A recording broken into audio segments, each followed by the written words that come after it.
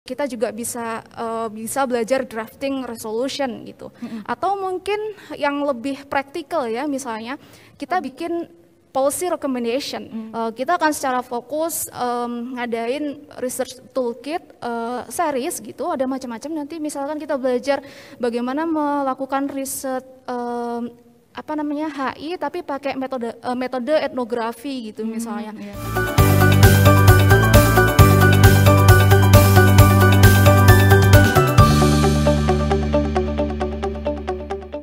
Assalamualaikum warahmatullahi wabarakatuh. Apa kabar Sobat Ngalir? Kembali lagi dengan Ngalir Talkshow, ngobrol ala IR yang dipersembahkan oleh Laboratorium Diplomasi Program Studi Hubungan Internasional Universitas Islam Indonesia. Saya, Trina Fariba, akan menemani Sobat Ngalir berbagi cerita inspiratif dengan tamu istimewa kita. Hari ini tema kita yakni Getting Closer with Laboratorium International Relations of Universitas Islam Indonesia. Nah, penasaran kan apa itu laboratorium diplomasi? Kita langsung saja undang. Di sini adalah Kepala Laboratorium Diplomasi dengan Mbak Masitoh. Apa kabar Mbak Masitoh? Halo Inov, baik. Gimana kabarnya? Alhamdulillah baik juga. Beliau ini juga bos saya, guys. Oh, Mbak Masitoh, ngobrol tentang laboratorium diplomasi kan sangat identik dengan HI. Nah, ya, Mbak, tentu saja. Iya kan? Beberapa tahun belakangan ini, Mbak, program studi hubungan internasional itu kayak menjadi tren gitu Mbak, favorit bagi maba-maba atau kaula-kaula muda untuk masuk gitu. Sebenarnya apa sih Mbak, skill apa yang hanya dimiliki oleh mahasiswa HI Mbak? Oke, pertanyaannya menarik nih. Jadi mungkin kalau dari sudut pandang teman-teman mahasiswa ya, teman-teman mungkin taunya kalau HI itu belajar segala macam gitu ya. Tapi ada hal-hal tertentu yang itu jadi kekhasannya HI gitu.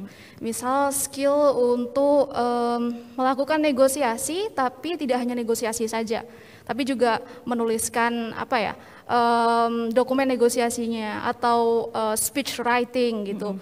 Jadi kalau di sini kita bisa melihat bahwa sebenarnya HI itu nggak hanya diharuskan bisa satu macam skill saja.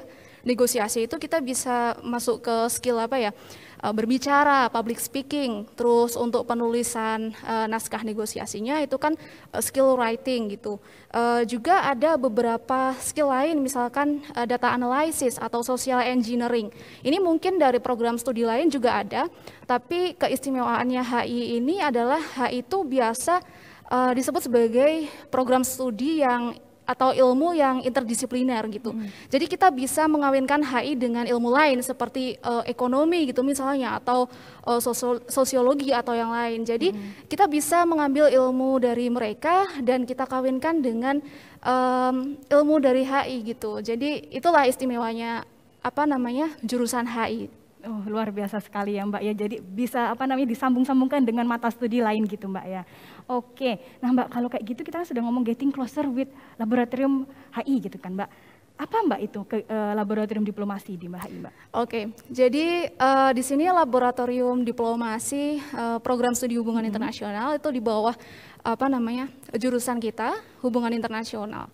Jadi di sini laboratorium diplomasi itu merupakan sebuah fasilitas yang disediakan oleh jurusan, bisa dimanfaatkan oleh seluruh mahasiswa HI untuk mengembangkan skill akademis maupun non akademisnya gitu. Jadi kegiatan mahasiswa HI itu secara umum didukung oleh laboratorium diplomasi gitu. Jadi teman-teman bisa mengeksplorasi diri melalui fasilitas yang disediakan ini gitu. Oh gitu. Jadi ini adalah tempat untuk teman-teman mahasiswa berlatih gitu Mbak ya, untuk mengasah skillnya gitu. Mengembangkan diri gitu kali ya. Betul. Kalau skillnya itu kayak hard skill atau soft skill gitu kira-kira? Bisa soft skill mungkin ya. Lebih ke soft skillnya. Jadi tadi kan saya cerita kalau misalkan HI itu kita bisa loh belajar mengenai negosiasi gitu. Terus kita juga bisa belajar drafting resolution gitu. Atau mungkin yang lebih praktikal ya, misalnya kita bikin policy recommendation dan itu nampaknya belum jadi sebuah tren gitu ya di HI Indonesia. Mahasiswa itu diajak untuk membuat sebuah policy recommendation, dan ini tahun ini lab itu akan mengadakan program workshop sekaligus satu paket nih dengan kompetisi policy recommendation formulations. Jadi kita akan belajar sama-sama gitu dengan mahasiswa HI, dengan para praktisi, dengan para dosen, gimana sih caranya kita itu bikin rekomendasi kebijakan.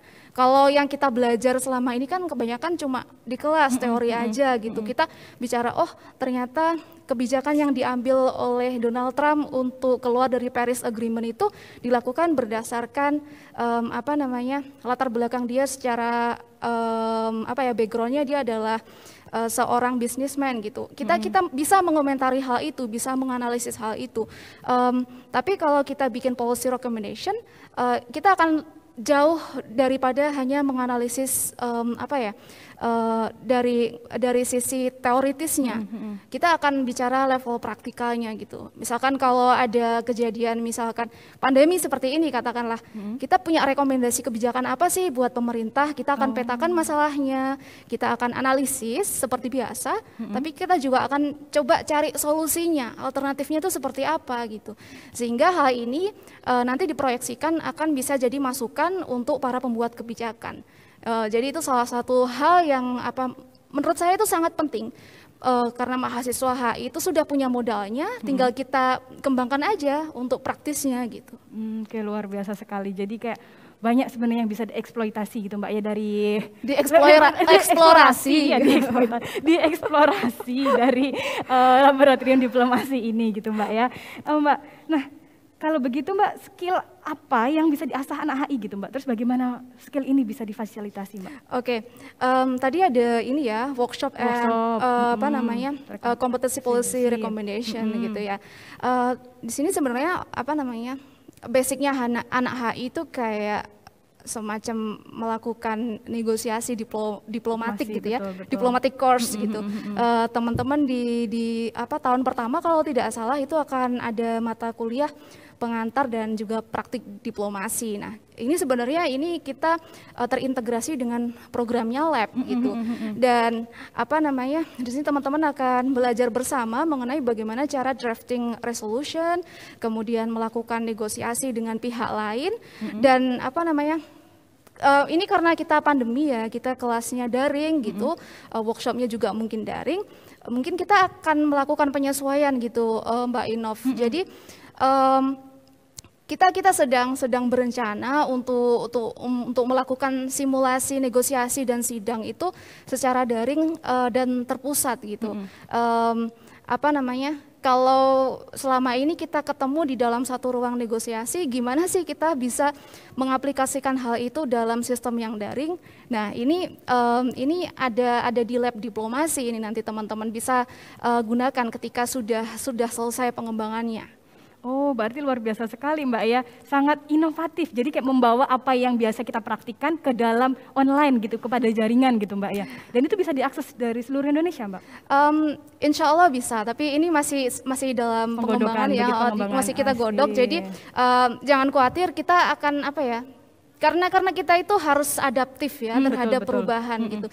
Siapa yang dia bisa adaptif, maka dia akan survive gitu. Jadi kita harus melihat peluang ketika ada sebuah katakanlah kesulitan di sini, ada krisis di sini, ada pandemi di sini gitu. Oh, luar biasa sekali. Jadi selain pinter bernegosiasi, mahasiswa HI kan juga perlu pinter beradaptasi gitu Mbak ya, apalagi di tengah krisis kayak gitu, kita harus mencari solusi-solusi yang bisa mempermudah kehidupan kita, begitu kan Mbak ya kira-kira.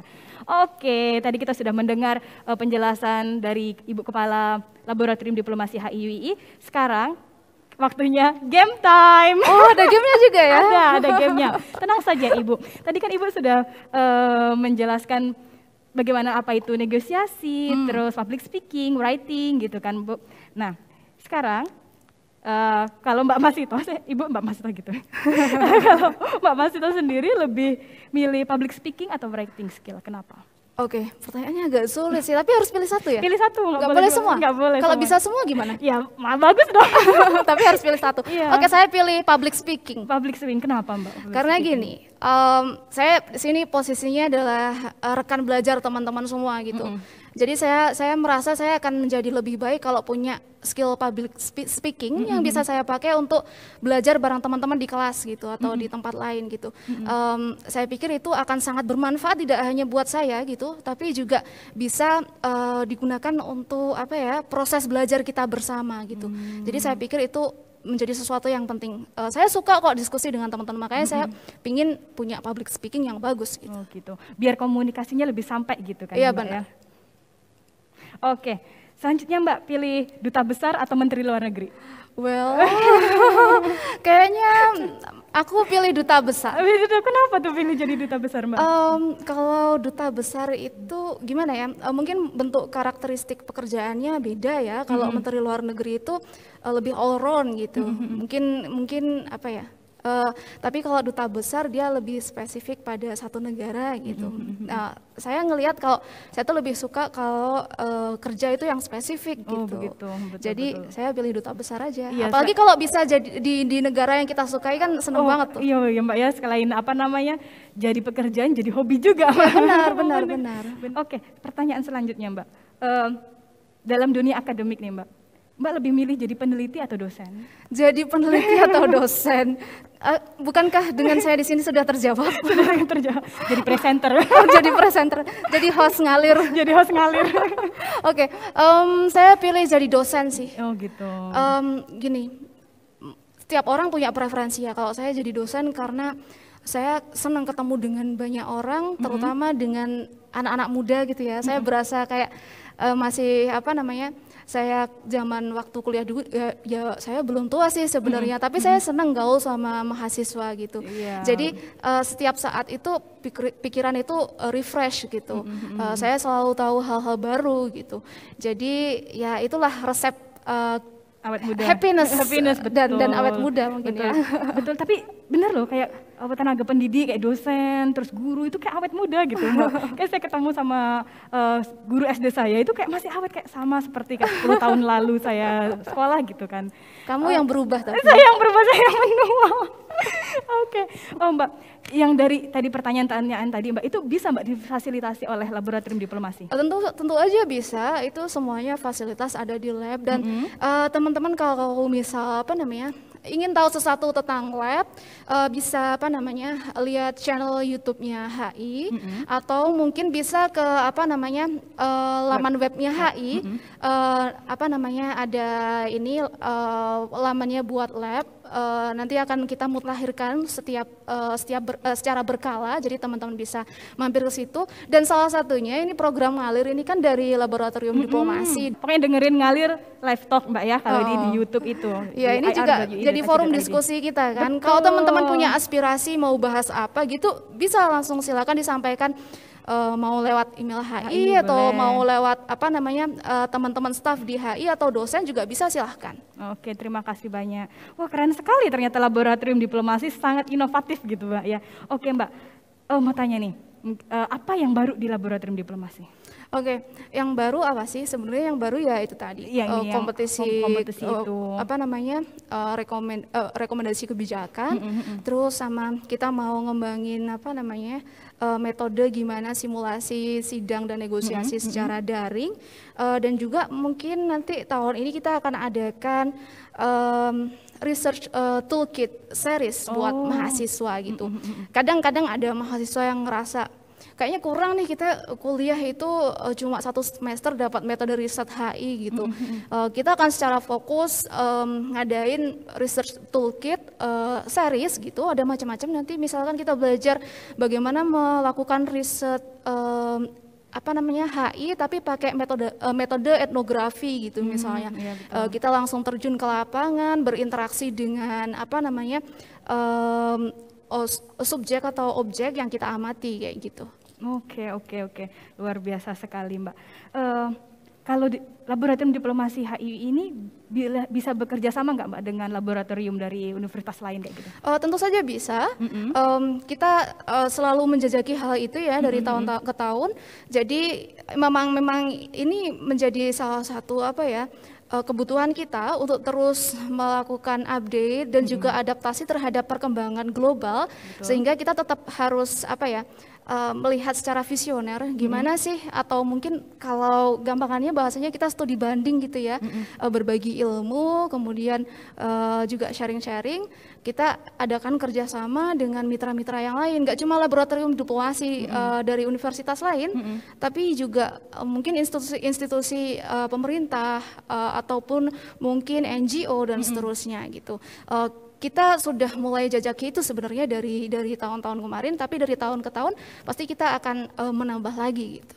Oke, luar biasa. Jadi selain itu harus ini Mbak ya, lebih engagement kepada institusi-institusi lain biar kita lebih berkembang. Iya betul. Mbak? Oke, baiklah Mbak. Yang terakhir nih Mbak, apa harapan Mbak Masito untuk laboratorium diplomasi? Harapannya sih Lab HI itu, lab diplomasi itu makin hidup gitu ya, dengan teman-teman memberikan masukan-masukannya, mungkin aspirasinya kepada lab. Sebenarnya teman-teman membutuhkan apa gitu. Kami sangat terbuka terhadap aspirasi dan pendapat teman-teman, karena pada dasarnya lab itu hadir untuk teman-teman. Kalau teman-teman nggak ada, lab nggak akan ada gitu. Jadi kalau bisa ya anggaplah lab itu adalah rumah kita, rumah milik kita gitu. Jadi bagaimana kita akan membuat rumah ini nyaman untuk kita harus ngapain sih supaya asik di situ gitu. Oke, luar biasa sekali. Terima kasih Mbak Masito atas penjelasan yang komplit. Tapi aku punya pertanyaan. Gimana Mbak? Kamu sebagai staff lab harapannya apa? Sebagai staff lab, saya berharap yang terbaik untuk lab. Yang jelas bisa lebih maju dan berkembang dan bisa memberikan manfaat untuk sivitas akademik, khususnya program studi hubungan internasional gitu Mbak, ya baik bagi mahasiswanya, baik bagi dosennya gitu, bisa saling berkolaborasi sehingga kita menjadi insan yang yang terus maju gitu dan bisa beradaptasi seperti kata Ibu Kepala Laboratorium. Oke, nice. Together we progress ya. Together we progress. Itu hashtag together we progress. Betul sekali. Oke, itulah tadi obrolan seru kita dengan Kepala Laboratorium Diplomasi Program Studi Hubungan Internasional. Terima kasih banyak Mbak Masito sudah hadir di dengan studio Ngalir ya Mbak. Studio Ngalir kita. Baik, itulah tadi Ngalir tentang Getting Closer with Laboratorium International Relations UII. Semoga saja mampu menjawab rasa penasaran dari teman-teman, bisa memberikan informasi dan juga bisa menambah wawasan kita biar lebih memanfaatkan fasilitas-fasilitas yang ada di Laboratorium Diplomasi ya Mbak ya. Oke, terima kasih banyak Mbak Masito sekali lagi sudah berkenan ngobrol dengan saya gitu di Ngalir, ngobrol ala IR. Sampai ketemu lagi di episode-episode mendatang. Jangan lupa ikuti terus channel YouTube kami. Jangan lupa like and subscribe. Saya Trina Faripa, mohon undur diri. Wassalamualaikum warahmatullahi wabarakatuh. Bye-bye.